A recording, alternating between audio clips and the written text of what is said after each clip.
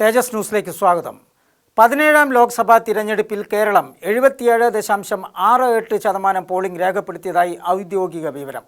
കഴിഞ്ഞ 2 ലോക്സഭാ തിരഞ്ഞെടുപ്പിലും രേഖപ്പെടുത്തിയതിനേക്കാൾ കൂടുതലാണ് ഇത്തവണത്തെ പോളിംഗ്. 2014-ൽ 74.02%വും 2009-ൽ 73.37%വുമായിരുന്നു പോളിംഗ്. 2014-ലെ ലോക്സഭാ തിരഞ്ഞെടുപ്പിൽ 17 മണ്ഡലങ്ങളിലായിരുന്നു പോളിംഗ് 70% കടന്നത്. ഇത്തവണ 20 മണ്ഡലങ്ങളിലും 70% കടന്നു. 8 മണ്ഡലങ്ങളിൽ പോളിംഗ് 80% കടന്നിട്ടുമുണ്ട്. ഏറ്റവും കൂടുതൽ പോളിംഗ് നടന്നത് കണ്ണൂർ മണ്ഡലത്തിലാണ്. 83.05% പോളിംഗാണ് കണ്ണൂരിൽ നടന്നത്.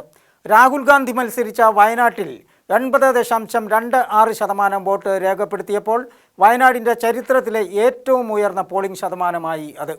ഏറ്റവും കുറഞ്ഞ പോളിംഗ് രേഖപ്പെടുത്തിയത് തിരുവനന്തപുരത്താണ്. 73.45% പോളിംഗാണ് തിരുവനന്തപുരത്ത് രേഖപ്പെടുത്തിയത്. ഏറ്റവും പുതിയ ഔദ്യോഗിക കണക്കനുസരിച്ച് മണ്ഡലങ്ങളും പോളിംഗ് ശതമാനവും ഇങ്ങനെയാണ്.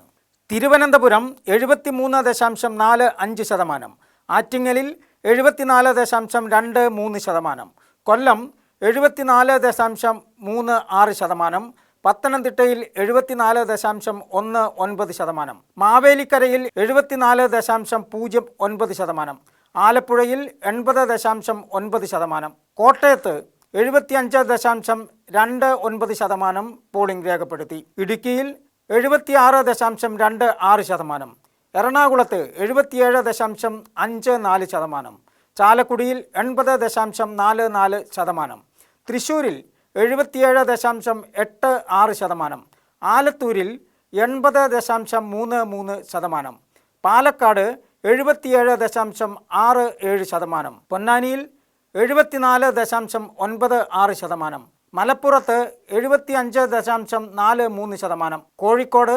81.47%, വയനാട്ടിൽ 80.31%, വടകരയിൽ 82.48%, കണ്ണൂരിൽ 83.05%, കാസർഗോഡ് 80.57%.